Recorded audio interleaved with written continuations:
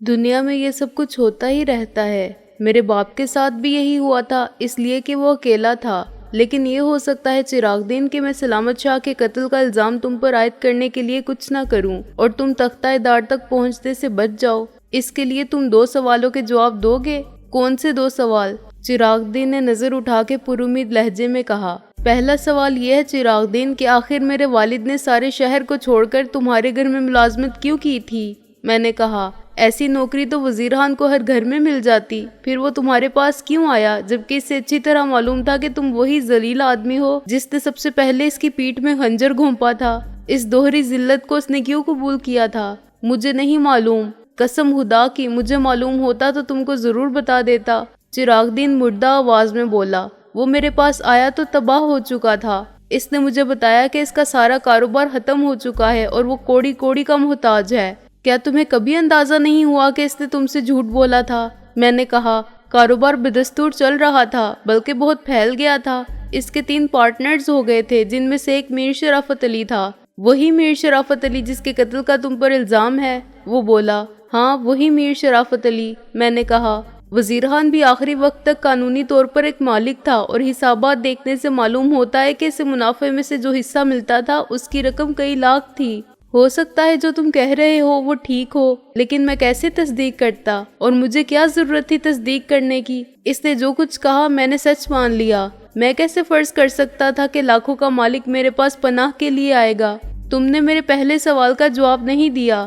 میں نے کہا، اس لیے میں دوسرا سوال کرتا ہوں، کیا مریم کو تم نے اس لیے مروایا تھا کہ تم اس کے بچوں کو اپنا بچہ نہیں سمجھتے تھے؟ اس سوال کا رد عمل ایسا تھا جیسے میں نے آگ میں چنگاڑی پھینک دی ہو۔ تم جھوٹ بولتے ہو، بکواس کرتے ہو، بھونکتے ہو کتے، ذلیل۔ وہ دیوانہ وار مجھ پر حملہ آور ہوا۔ اس کے منہ سے جھاگ کے ساتھ ایک گندی گالی نکل رہی تھی۔ میں نے اس کو ایک مکہ رسید کیا اور وہ دور جا گرا، لیکن وہ پھر پاگل کتے کی طرح جس لگا کر آیا۔ میں نے زیادہ قوت سے مکہ رسید کیا، لیکن اس دوران میں شور سن کر سپاہی اندر آ گیا۔ چراغ دین کے دوسری بار اٹھنے سے پہلے میں باہر اور سنتری نے دروازے کو مقفل کر دیا۔ یاد رکھنا چراغ دین کہ تم نے میرے دونوں سوالوں کا جواب نہیں دیا ہے، میں نے سلاخوں کے باہر سے کہا اور چل پڑا۔ دوسری طرف سے مجھے ایس ایچ او اور سب انسپیکٹر شیخ بھی اپنی طرف بڑھتے ہوئے دکھائی دیے۔ وہ سب ہاتھ سے پریشان تھے۔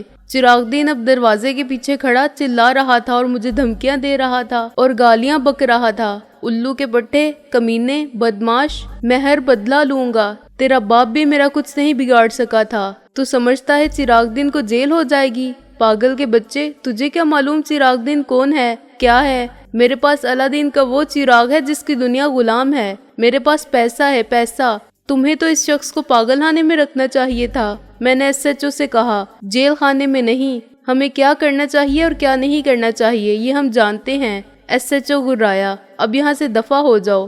دروازے پر کھڑا ہوا سنتری اس صورتحال سے بدحواس ہو گیا تھا۔ اس نے مجھے تفتیش کرنے والا سمجھنے کی غلطی کی تھی اور دور کھڑا ہو گیا تھا، اور اب اسے یہ معلوم نہیں تھا کہ میں نے اس قیدی کے ساتھ کیا بات کی تھی جس سے وہ اتنا مشتعل ہے۔ اس سے ایس ایچ او کے تیور بھی خطرناک اور بدلے ہوئے دکھائی دے رہے تھے، مگر سب انسپیکٹر شیخ نے صورتحال کو فوراً سنبھال لیا تھا۔ چراغ دین، شیخ نے سخت لہجے میں کہا، اگر تم نے یہ ہنگامہ اور دیوانگی کا مظاہرہ جاری رکھا تو میں تم کو زنجیروں سے باندھنے پر مجبور ہو جاؤں گا۔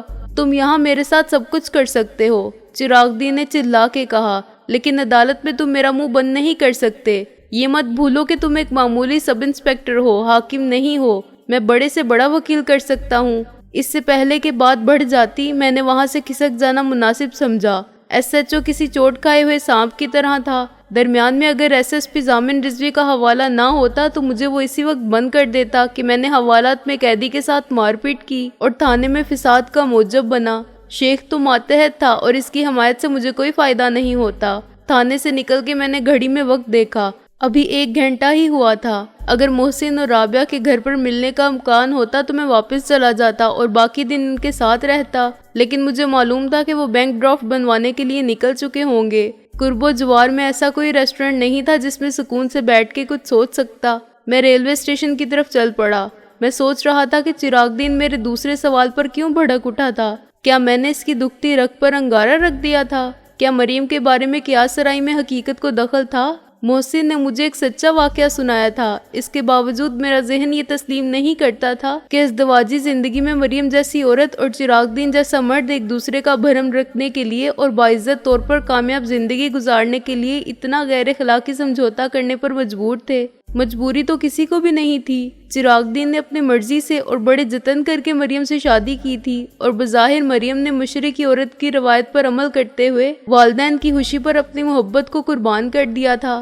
کیا یہ بھی فریب خیال تھا؟ مریم نے والدین کی خوشی کو بہانہ بنا کے دولت مند چراغ دین کو قبول کر لیا تھا اور اپنے مخلص پرستار کو چھوڑ دیا تھا۔ بلا شبہ مریم اپنی فطرت کے اعتبار سے بہت مختلف تھی، لیکن میرے لیے یہ تصور کرنا محال تھا کہ اس نے جانتے بوجھتے ایک ایسے شخص کے ساتھ نباہ کیا جو ہرگز اس کا شوہر کہلانے کے قابل نہ تھا۔ وہ اتنی گری ہوئی عورت بہرحال نہیں تھی۔ اگر حصول دولت ہی اس کا مقصد ہوتا تو شادی کے بعد وہ کسی بھی وقت الگ ہو سکتی تھی۔ 1 لاکھ کا حق مہر تو اس کا قانونی حق تھا، مگر وہ چراغ دین سے ذہنی اذیت کا ہٹ جانا بھی وصول کر سکتی تھی۔ کسی عدالت میں جائے بغیر چراغ دین اس کو سب کچھ دے دیتا۔ مریم کو عدالت میں جانے سے بھی کون روک سکتا تھا؟ میں نے چشم تصور سے مریم کے بچوں کو دیکھا جو اپنی ماں کے ساتھ ہی ابدی نیند سو چکے تھے۔ 2 نمبر بس میں سوار ہونے کے بعد مجھے اچانک احساس ہوا کہ میرے دائیں اور بائیں ہاتھ پر کھڑے ہوئے مسافر ایک طرح سے مجھے نرغے میں لیے ہوئے ہیں۔ اگرچہ بس میں اتنی بھیڑ نہیں تھی کہ کھڑے ہونے والے آپس میں چپکنے پر مجبور ہوں، لیکن وہ دونوں مجھ سے چپکے کھڑے تھے، اور ان میں سے ایک اس پوزیشن میں تھا کہ مجھے بس سے نہ اترنے دے اور مجھے خنجر گھوم کر چلتی بس سے کود جائے۔ ڈبل ڈیکر بس کی رفتار بہت زیادہ نہیں ہوتی، مگر اتنی بڑی چیز کو فوراً روکا بھی نہیں جا سکتا۔ وہ شخص ذرا بھی پھٹتی دکھاتا تو کسی کے تعاقب میں آنے سے پہلے غائب ہو جاتا۔ ان دونوں کی صورتوں پر احساس جرم کی تحریر تھی، یا میرے احساس کا کرشمہ تھا کہ میں نے ان کی نیت کو بھانپ لیا تھا۔ جسمانی طور پر وہ کسی طرح بھی مجھ سے کم نہیں تھے، اور اگر ان سے براہ راست مقابلے کی نوبت آ جاتی تو کسی کو خبر ہونے سے پہلے میرا کام تمام ہو جاتا۔ ان کے اس قدر قریب ہونے کا مطلب بھی بہت واضح تھا۔ وہ جانتے تھے آزادی سے ہاتھ پیر استعمال کرنے کا موقع ملا تو میں آسانی سے دونوں کو چت کر دوں گا، چنانچہ انہوں نے میرے لیے ہلنے کی جگہ بھی نہیں چھوڑی تھی۔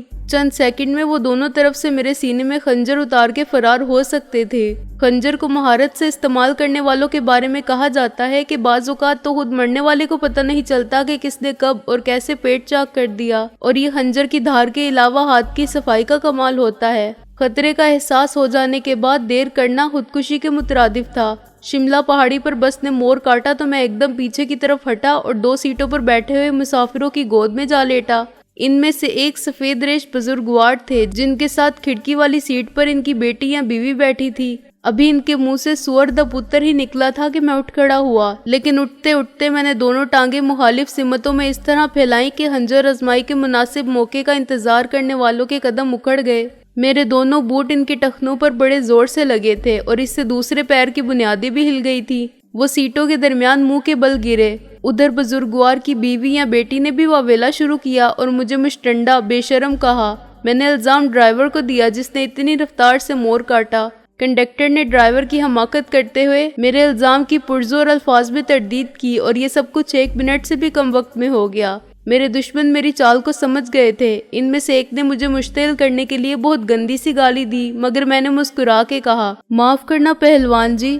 مجھے معلوم تھا کہ ایک بار جھگڑا شروع ہو گیا تو دونوں طرف سے لوگ اٹھ کھڑے ہوں گے، اور اس تنگ جگہ میں جو افراتفری پھیلے گی اس سے فائدہ اٹھاتے ہوئے ان دونوں میں سے کوئی اپنا کام کر جائے گا۔ میں پورے یقین کے ساتھ تو نہیں کہہ سکتا تھا کہ وہ خنجر باز ہیں، ان کے پاس ریوالور بھی ہو سکتا تھا۔ بس کی رفتار اتنی تیز تھی کہ کودنے کی صورت میں میری گردن یا ٹانگ ٹوٹنے کے امکانات 50-50 تھے۔ مزید یہ کہ وہ دونوں اٹھتے ہی دروازے کے قریب راستہ روک کر کھڑے ہو گئے تھے۔ میں نے ایک قدم ان کی طرف بڑھایا اور پھر اچانک مڑ کر زینے پر چڑھ گیا۔ اوپر کی منزل پر جگہ زیادہ تھی۔ عام طور پر کنڈکٹر اوپر کسی کو کھڑا ہونے کی اجازت نہیں دیتے تھے۔ اس وقت بھی تمام سیٹیں بھری ہوئی تھیں اور میں مایوس ہو کے واپس نیچے آنے کے لیے پلٹا ہی تھا کہ بیک وقت 2 مسافر اٹھے۔ میں فوراً ان کی سیٹ پر بیٹھنے کے لیے لپکا۔ نیچے وہ دونوں اب بھی دروازے میں کھڑے تھے، لیکن زینے کے اوپر لگے ہوئے گول شیشے میں مجھے بیٹھتا ہوا دیکھ چکے تھے۔ اس شیشے میں کنڈکٹر کو اوپر کی منزل کی ہر سیٹ صاف نظر آتی تھی۔ میرے ساتھ والی سیٹ خالی پڑی تھی۔ جب میں نے سر گھما کر دیکھا تو ان میں سے ایک اوپر آ چکا تھا اور میں اسے اپنے ساتھ بیٹھنے سے منع نہیں کر سکتا تھا۔ میری سیٹ کھڑکی کے ساتھ تھی، چنانچہ اب پہلے کی نسبت زیادہ ٹائٹ پوزیشن میں تھا۔ کیا چاہیے تمہیں؟ اس شخص کی طرح میں نے بھی اپنے ظاہری سکون اور اعتماد میں فرق نہیں آنے دیا۔ بھاگنے کی کوشش سے کوئی فائدہ نہیں ہوگا۔ وہ میری طرف جھک کے آہستہ سے بولا اور ایسے مسکرایا جیسے اس نے مجھ سے کوئی بہت پرلطف بات کی ہو۔ میں نے مسکرا کے اسے دیکھا۔ ذرا سی دیر کے لیے اس کا ہاتھ جیب میں گیا۔ اس نے بائیں ہاتھ سے ریوالور کو تھوڑا سا نکالا اور مجھے ایک جھلک دکھا کے واپس اندر کر دیا۔ میرے علاوہ کسی نے بھی اس چھوٹے سے آٹومیٹک ریوالور کی شفاف چمک کو نہیں دیکھا تھا۔ سڑک کے کنارے لگے ہوئے درختوں کی آگے بڑھ جانے والی شاخیں بس کی باڈی سے ٹکرائیں اور کچھ پتے اڑتے ہوئے اندر آ گئے۔ مجھے یوں لگا جیسے کسی نے میرے گال پر چانٹا مار دیا ہے۔ امید کی کرن اچانک جاگ اٹھی۔ بائیں طرف پیتل کی وہ سوراخ نہیں تھی جو بس کے ایک کنارے سے دوسرے کنارے تک ہر کھڑکی کو 2 حصوں میں تقسیم کرتی ہے۔ اس کی موجودگی میں کوئی اپنا سر کھڑکی سے باہر نہیں نکال سکتا تھا۔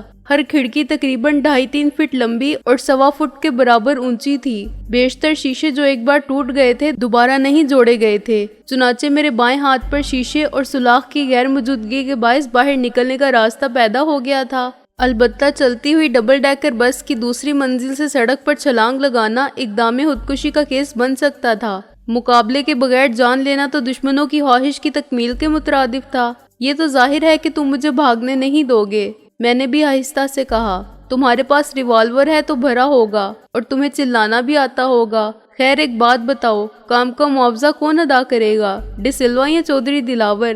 میں نے اسے چونکتے ہوئے دیکھا۔ میرا مقصد بھی یہی تھا کہ ذرا سی دیر کے لیے اس کا ذہن اپنی ساری توجہ مجھ پر نہ رکھ سکے، کیونکہ میری نظر ان درختوں پر تھی جن کی شاخیں پھیلے ہوئے بازوؤں کی طرح میرے قریب سے گزرتی جا رہی تھی۔ میرے قاتل ہمسفر کو جواب سوجا بھی نہ تھا کہ میں نے ایک درخت کی شاخ کو قریب آتے دیکھا اور اس کو اپنی گرفت میں لے لیا۔ میرے جسم کو ایک جھٹکا لگا اور میں بس سے باہر نکل کر ہوا میں معلق رہ گیا۔ اگر مجھ سے سیکنڈ کے 1000ویں حصے کی تاخیر ہو جاتی تو دستگیری کے لیے کھڑکی تک پہنچنے والی شاخ گزر جاتی اور میں سڑک پر گرتا تو اگلے روز کے اخباروں میں چراغ دین کی گرفتاری کے علاوہ میری خودکشی کی خبر بھی شائع ہو جاتی۔ بس زن سے آگے نکل گئی تھی۔ میری ٹانگوں پر کھڑکی سے ٹکرا کر چوٹ آئی تھی۔ میں جانتا تھا کہ جھٹکا بہت شدید ہوگا اور اگر میں نے شاخ پر گرفت قائم نہ رکھی تب بھی لاش کی طرح نیچے گروں گا۔ اندیشہ یہ بھی تھا کہ جھٹکے سے میرا شانہ اتر جائے یا میں نیچے گروں تو کوئی گاڑی مجھ پر سے گزر جائے۔ اچھے سے اچھا ڈرائیور زمین پر چلنے والوں کو بچا سکتا ہے، آسمان سے ٹپکنے والوں کو کیسے بچا سکتا ہے؟ جب میں نے خود کو صحیح سالم حالت میں پکے ہوئے پھل کی طرح ڈال سے لٹکتا ہوا دیکھا تو خدا کا شکر ادا کیا جسے میری زندگی منظور تھی۔ اس کیفیت میں بھی میرے کانوں نے اس فائر کی آواز سن لی تھی جو میرے ساتھ بیٹھے ہوئے شخص نے سوچے سمجھے بغیر بدحواسی کے عالم میں کر دیا تھا۔ بس میں پہلے ہی بھگدڑ مچ گئی تھی، لیکن اس ہنگامے کی خبر نیچے پہنچنے میں کچھ وقت لگا اور جب ڈرائیور نے بس روکی تو میرے اور بس کے درمیان 100 گز سے زیادہ کا فاصلہ حائل ہو چکا تھا۔ شاخ بہت لچکدار تھی ورنہ ٹوٹ بھی سکتی تھی۔ میرے وزن کو شاخ نے تقریباً دوہرا کر دیا تھا اور میرے پیر زمین سے 5-6 فٹ اوپر رہ گئے تھے۔ ہاتھ چھوڑتے ہی میں پیراشوٹ سے اترنے والے کی طرح زمین پر پہنچا۔ بس میں سے ڈرائیور اور کنڈکٹر کی قیادت میں بہت سے جوشیلے تماشائی بھی میری طرف بھاگتے چلے آ رہے تھے اور ان میں وہ بدماش بھی شامل تھے جو نیچے دروازہ روکے کھڑا تھا۔ اوپر والے کے بارے میں فرض کیا جا سکتا تھا کہ باقی مسافروں نے اسے قابو کر لیا اور اب وہ پولیس اسٹیشن پہنچا دیا جائے گا۔ میں بے تحاشا بھاگا اور ایک زیر تعمیر عمارت میں داخل ہو کر مال روڈ پر نکلا۔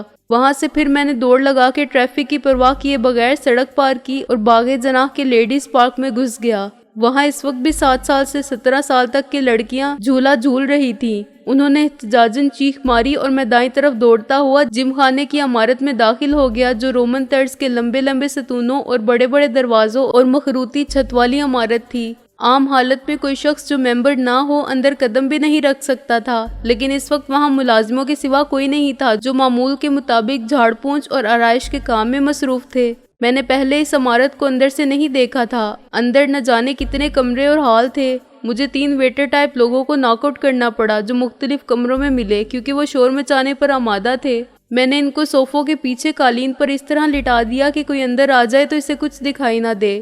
وہ تینوں آدھے گھنٹے یا زیادہ سے زیادہ 1 گھنٹے بعد اپنے پیروں پر کھڑے ہو جائیں گے، یہ میں جانتا تھا۔ مجھے باہر نکلنے کے راستے یا سمت کا کوئی اندازہ نہیں رہا تھا۔ اتفاق سے چوتھے کمرے میں کوئی بھی نہیں تھا اور یہ کمرہ کارنر کا تھا۔ میں نے دروازے اندر سے بند کیے اور کھڑکی کے پردے ہٹا کر باہر دیکھا۔ زیادہ مشتعل مزاج لوگ میرا پیچھا کرتے ہوئے مال روڈ تک تو آ گئے تھے، لیکن اب حیران پریشان کھڑے ہوئے دائیں بائیں گزرتے ٹریفک کو دیکھ رہے تھے۔ ان میں وہ دوسرا بدماش بھی تھا جو بس کے پائیدان پر میرا راستہ روکے کھڑا تھا۔ غالباً دوسرے لوگوں کی طرح اس کو بھی یقین آنے لگا تھا کہ میں کسی رکشہ یا ٹیکسی میں نکل گیا ہوں۔ 10 منٹ بعد سب لوگ واپس جا چکے تھے۔ یہ سوچ کر میں بہت محفوظ ہوا کہ جب بس دوبارہ روانہ ہوئی ہوگی تو مسافروں کے درمیان اس سنسنی خیز واقعے پر کیا کیا تبصرے نہ ہوئے ہوں گے۔ جتنے منہ ہوں گے اتنی ہی باتیں۔ شاید کچھ لوگوں نے یہ بھی کہا ہو کہ میں سرکس کا بازیگر تھا یا کوئی بہت خطرناک قسم کا مجرم۔ میں یہ بھی اندازہ کر سکتا تھا کہ فائر کرنے والا اگر پکڑا نہیں گیا ہوگا تو اس ریوالور کی مدد سے لوگوں کو دہشت زدہ کر کے فرار ہونے میں کامیاب ہو گیا ہوگا، اور عین ممکن ہے کہ وہ فائر اس نے مجھ پر نہ کیا ہو، لوگوں کو خوفزدہ کرنے کے لیے کیا ہو۔ میرے حق میں بھی یہی بہتر تھا کہ وہ فرار ہو جائے، ورنہ پولیس والے مار مار کے اس سے پوچھ لیں گے کہ وہ خود کون ہے اور جس پر اس نے گولی چلائی تھی وہ کون تھا۔ اگر ڈی سلوا یا چودھری دلاور نے ان کو بھیجا ہوگا تو اسے میری تصویر دکھائی ہوگی یا بتایا ہوگا کہ میں کہاں ملوں گا۔ ان کا ناکام لوٹ جانا خود ان کے حق میں بھی بہتر تھا۔ وہ ایک بار اور کوشش کرنے اور کامیاب ہونے کا دعویٰ کر کے بچ سکتے تھے، لیکن ان کا پولیس کے ہاتھوں میں پڑ جانا ڈی سلوا اور چودھری دلاور کو بہت مہنگا پڑتا۔ یا تو وہ انہیں نقد معاوضہ ادا کر کے چھڑوانے پر مجبور ہو جاتے یا افشائے راز کی صورت میں ان کا خاتمہ کرنے پر۔ اب مجھے اس کمرے کی کھڑکی کے راستے باہر جانا تھا۔ جانے سے پہلے میں نے ایک گوشے میں رکھا ہوا فریج کھولا کیونکہ پیاس سے میرے حلق میں کانٹے سے پڑ رہے تھے۔ پھر مجھے فریج کے اندر بہت اعلیٰ قسم کی پھرنے کے پیالے نظر آئے، مٹی کے چھوٹے چھوٹے پیالے جو ایک دوسرے کے اوپر لٹکا کر رکھ دیے گئے تھے۔ میں نے پیالوں کے 3 جوڑے صاف کیے، ان کو پھر اسی طرح رکھا اور باہر آ گیا۔ باہر زندگی معمول کے مطابق رواں دوا تھی، لیکن میری نگاہ ہر اجنبی صورت کو دیکھتی جا رہی تھی۔ میں مصنوعی آبشار کے پاس سے گزرا اور اوپن ایئر ریسٹورنٹ کے پاس سے گھوم کر سیدھا چلنے لگا۔ میرے بائیں ہاتھ پر مسجد اور سبزہ ازارٹ تھے اور اس سے ذرا آگے پہاڑی کے اوپر کہیں اوپن تھیٹر تھا جو درختوں کے حصار میں نیچے سے دکھائی بھی نہ دیتا تھا۔ یہ درخت سڑک کے دونوں کناروں پر کسی جنگل کی طرح اگے ہوئے تھے اور بہت پرانے تھے۔ فرق صرف یہ تھا کہ اس باغ میں علم نباتات کا مطالعہ کرنے والوں کے لیے وہ سب درخت لگائے گئے تھے جو یہاں کی آب و ہوا میں پرورش پا سکتے تھے۔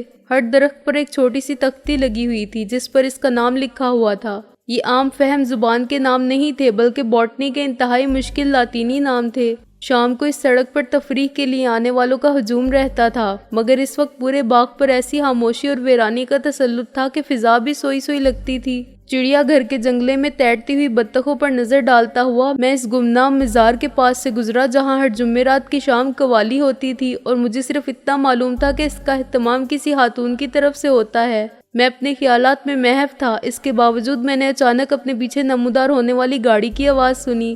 چڑیا گھر کے دروازے کے سامنے 2-4 گاڑیاں اس وقت بھی کھڑی تھیں اور کچھ لوگ بیوی بچوں کے ساتھ ٹکٹ لے کر اندر جا رہے تھے۔ مجھے متوجہ کرنے والے انجن کی غیر معمولی آواز تھی کیونکہ مال روڈ کی طرف سے آنے یا جانے والے سڑک کے اس مختصر سے حصے میں تیز رفتاری کا مظاہرہ نہیں کرتے جہاں ہر وقت بچے موجود رہتے ہیں۔ چنانچہ میں نے سر گھما کے دیکھا کہ اتنی تیزی سے گاڑی چلا کر کون روانہ ہوا ہے، اور بالکل آخری وقت پر مجھے کسی ہونہار جانور کی طرح چند گز کے فاصلے پر نظر آتے اس کے ریڈیٹر کے سامنے کی جالی کسی خون نشان درندے کے جبڑوں کی طرح پھیلی ہوئی تھی اور بجھی ہوئی ہیڈ لائٹ میں اس کی شفاف آنکھوں کی چمک دکھائی دیتی تھی۔ میں نے خود بخود ایک زبردست چھلانگ لگائی اور سڑک پر گرا۔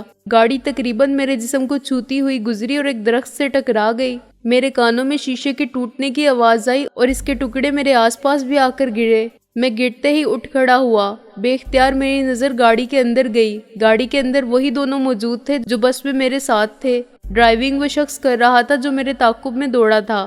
اتنی دیر میں اس نے گاڑی کو پھر پیچھے کر لیا تھا۔ گاڑی درمیان میں سے دب گئی تھی اور ریڈیٹر کے ٹوٹنے سے سارا پانی بہہ گیا تھا۔ دونوں لائٹس کے چکنا چور ہو جانے کے بعد گاڑی کسی زخمی اندھے حیوان کی طرح لگتی تھی، لیکن درخت سے تصادم کے بعد بھی اس کا انجن بند نہیں ہوا تھا۔ میں جانتا تھا کہ ریڈیٹر کے انجن کو ٹھنڈا رکھنے والے پانی کے ختم ہوتے ہی گاڑی صرف چند منٹ چل سکے گی، پھر اس کا انجن بند ہو کے جل جائے گا۔ میں بے تحاشا بھاگا، لیکن دروازے کی بجائے میں نے اس طرف جانا بہتر سمجھا جہاں آلو چھولے، گول گپے، چاٹ اور آئس کریم بیچنے والے قطار بنائے کھڑے تھے۔ ان سب نے گاڑی کو درخت سے ٹکراتے دیکھ لیا تھا اور وہ سمجھے تھے کہ یہ حادثہ ہے، چنانچہ وہ مدد کے لیے لپکے تھے۔ پھر انہوں نے گاڑی کو میرے پیچھے یوں آتے دیکھا جیسے شکاری کتا کسی خرگوش کے پیچھے دوڑتا ہے۔ وہ سب بھی اپنی اپنی جان بچا کے بھاگے۔ مجھے یہ علم تھا کہ دونوں شکاری مسلح ہیں، کم از کم ایک کے پاس یقیناً ریوالور ہے۔ میں نے گول گپے اور دہی بڑے کی 2 ریڑھیوں کے درمیان میں سے راستہ بنایا اور گزرتے گزرتے تیسری ریڑھی کو پیچھے دھکیل دیا۔ میں نے اپنے پیچھے ایک ہنگامہ سنا، کار کے ٹکراتے ریڑیاں الٹ گئی تھیں اور سارا مال سڑک پر یا گاڑی پر گر گیا تھا۔ ریڑی کے مالک چلا رہے تھے اور ان کی مدد کے لیے لوگ ہر طرف سے جمع ہونے لگے تھے۔ میں نے صرف ایک بار پلٹ کر دیکھا اور مجھے اندازہ ہو گیا کہ گاڑی رک چکی تھی۔ وہ دونوں اب لوگوں کے نرغے میں آ چکے تھے۔ مشتعل ریڑی والوں نے ڈرائیور کو باہر گھسیٹ لیا تھا۔ اس کے ساتھ بیٹھے ہوئے شخص نے اچانک ریوالور نکال لیا اور ایک ہوائی فائر کیا۔ لوگ واپس بھاگے۔ چڑیا گھر کے دروازے پر عورتوں اور بچوں نے چیخنا شروع کیا اور اس مہلت سے فائدہ اٹھا کر ریوالور والا میری طرف دوڑا، لیکن میں اس وقت تک ایک درخت کے پیچھے پناہ لے چکا تھا۔ دوسری گولی درخت کے تنے میں پیوست ہو گئی۔ پھر کسی نے پیچھے سے پتھر مارا جو اس کے سر پر لگا اور وہ ذرا سی دیر کے لیے چکرا گیا۔ میں نے اسے سنبھلنے کا موقع نہ دیا اور ایک جست میں اس کے اوپر جا پڑا۔ میرے پاؤں کی ٹھوکر اس کے گھٹنے پر پڑی اور وہ ایک چیخ مار کے نیچے گر گیا۔ اس کے گھٹنے کے اوپر کی نرم ہڈی یقیناً ٹوٹ چکی تھی اور وہ درد سے بلبلا رہا تھا۔ لوگوں نے اس کے ساتھی کو نہیں چھوڑا تھا۔ اب کچھ لوگ میری طرف آئے۔ میں نے جوڈو یا کراٹے کا مظاہرہ کرنا مناسب نہیں سمجھا اور ایک عام آدمی کی طرح اس شخص کو مکے مار کے زمین پر گرا لیا۔ ذرا سی دیر میں وہ بھی اسیر ہو گیا۔ اسیر کرنے والے وہی تھے جن کا مالی نقصان ہوا تھا۔ گول گپے اور دہی بڑے جو ان کو رات تک فروخت کرنے تھے ضائع ہو گئے تھے اور ان کی ریڑیاں بھی ٹوٹ گئی تھی۔ اگر ان کو نقصانات کی تلافی کا خیال نہ ہوتا تو شاید وہ مشتعل ہجوم ان دونوں کو مار ڈالتا، جس میں متاثر ہونے والے افراد کے علاوہ دیگر ہم پیشہ اور کچھ جوشیلے تماشائی بھی شامل ہو گئے تھے۔ ایک بڈھے نے جو لنگی باندھے ہوئے تھا دھاڑے مار مار کے رونا شروع کیا کہ اب میں نئی ریڑھی کہاں سے لاؤں گا اور کاروبار کیسے شروع کروں گا۔ کسی نے اس کو تسلی دی کہ بابا، نقصان تو اس کا باپ بھی پورا کرے گا۔ کار کو میرے پیچھے آتے اور مجھے جان بچا کے دوڑتے سب نے ہی دیکھا تھا۔ اب وہ مجھ سے پوچھ رہے تھے کہ یہ کیا چکر ہے۔ میں نے قطعی لا علمی کا اظہار کیا۔ مجھے نہیں معلوم کہ انہوں نے مجھے کار سے کچلنے کی کوشش کیوں کی تھی۔ میں تو ان کی صورت سے بھی آشنا نہیں ہوں۔ کوئی بات تو ضرور ہوگی، ایک نوجوان نے کہا جو زمین پر پڑے ہوئے ریوالور کی حفاظت کر رہا تھا اور پولیس کے آنے سے پہلے کسی کو ریوالور اٹھانے کی اجازت نہیں دے رہا تھا۔ وہ کچھ قانونی ذہن کا مالک تھا۔ یہ تو انہی سے تھانے جا کر پوچھا جائے گا، میں نے کہا۔ اسی وقت ایک پولیس مین نمودار ہوا جسے غالباً چیئرنگ کراس سے لایا گیا تھا۔ مختلف لوگوں نے اپنی اپنی آوازوں میں چلا کے اس سنسنی خیز واقعے پر اظہار خیال کیا اور میں سوچتا رہا کہ اس مصیبت سے کیسے چھٹکارا پاؤں۔ میں اس وقت تھانے جا کر کسی نئی مشکل میں نہیں پڑنا چاہتا تھا۔ یہ ضرور تمہارے کوئی دشمن ہوں گے، پولیس مین نے مجھے دیکھ کر کہا۔ ایسے ہی راہ چلتے لوگوں پر تو کوئی گاڑی نہیں چڑھاتا۔ قسم خدا کی حوالدار صاحب، میں تو ان کا نام بھی نہیں جانتا، میں نے سچ بولتے ہوئے کہا۔ تھانے جا کے سب معلوم ہو جائے گا، سپاہی نے دھمکی کے انداز میں کہا۔ تمہارا اپنا نام کیا ہے؟ میرا نام ہے جی، میں نے ہونٹوں پر زبان پھیر کے سوچتے ہوئے کہا۔ منشی قلندر بخش، حیران امرتسری، امرتسر کا رہنے والا ہوں اور حیران تخلص کرتا ہوں۔ کسی کے کچھ اور کہنے سے پہلے مجمع کو چیرتا ہوا ایک معزز شخص آگے آیا۔ میری گاڑی وہاں سے کس نے ہٹائی ہے؟ وہ روبدار لہجے میں بولا۔ پھر اس نے حیرت زدہ لوگوں کو نظر انداز کرتے ہوئے آگے پیچھے سے گاڑی کا جائزہ لیا۔ او مائی گڈنس، اس کا تو بیڑا غرق ہو گیا ہے۔ کس کی حرکت ہے یہ؟ صورتحال لوگوں پر واضح ہو چکی تھی، مگر وہ بتا رہا تھا کہ اس نے اپنی گاڑی چڑیا گھر کے دروازے پر کھڑی کی تھی اور اپنی فیملی کے ساتھ اندر چلا گیا تھا۔ باہر نکلنے پر اسے گاڑی نظر نہ آئی تو پوچھنے پر لوگوں نے مجمع کی طرف اشارہ کیا جو کار کو گھیرے کھڑا تھا۔ میں نے محسوس کیا کہ فرار ہونے کے لیے اس سے بہتر موقع نہ ملے گا۔ محمود و ایاز ایک ہی صف میں کھڑے تھے۔